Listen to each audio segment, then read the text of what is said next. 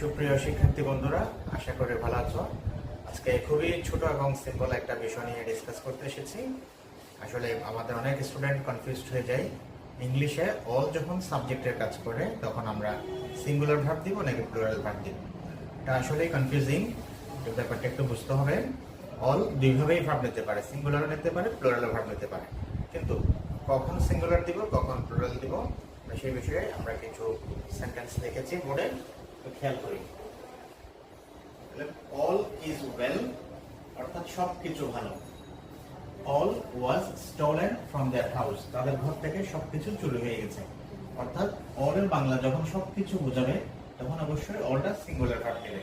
All was, all is, একটা বিখ্যাত গান আমির খানের, অল ইজ ওয়েল, সবকিছু ভালো। আশা করি গানটা সবাই শুনেছে। যখন অল ইজ ওয়েল বলে অর্থাৎ সবকিছু ভালো। একটু 2 নম্বরটা দেখি। অল আর ইনভাইটেড অর্থাৎ সবাই আমন্ত্রিত। সবকিছু আমন্ত্রিত হতে পারে না, সবাই আমন্ত্রিত, এটা ব্যক্তিকে বোঝাচ্ছে। অল ওয়ার নট প্রেজেন্ট, সবাই উপস্থিত ছিল না।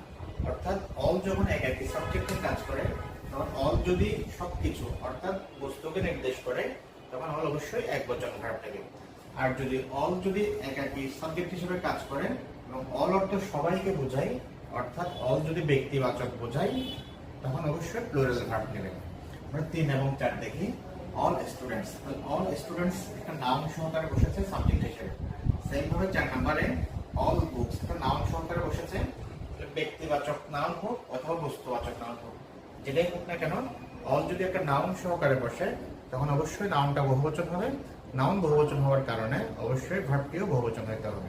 আমরা দেখতে পাচ্ছি all students are not mindful, সব ছাত্রছাত্রী মনোযোগী নয়, এটা অবশ্যই প্লুরাল হতে হবে যেহেতু নাউন বসছে। All books are not useful, সব বই উপকারী নয়। অর্থাৎ অল বুকস একটা নাউন যেহেতু বসেছে নাউনটা বহুবচন হতে হবে এবং ভার্বটিও বহুবচন হতে হবে। এই ছিল আজকের লেকচার। অর্থাৎ অল এর পরে কি ধরনের ভার্ব বসবে। অল যদি একাকী বসে এবং বস্তুবাচক বোঝায় তাহলে অবশ্যই অল একবচন দিবে, যদি অল এর অর্থ সবকিছু বোঝায়। আর অল যদি ব্যক্তিবাচক বোঝায় অর্থাৎ অল এর বাংলা যদি সবাই বোঝায় তাহলে অবশ্যই ভার্বটি বহুবচন হবে। আর কিন্তু অল যদি একটা নাউন সহকারে বসে ব্যক্তিবাচক হোক বা বস্তুবাচক হোক সবসময় প্লুরাল ভার্ব নেবে। এই ছিল আজকের লেকচার, আশা করছি তোমরা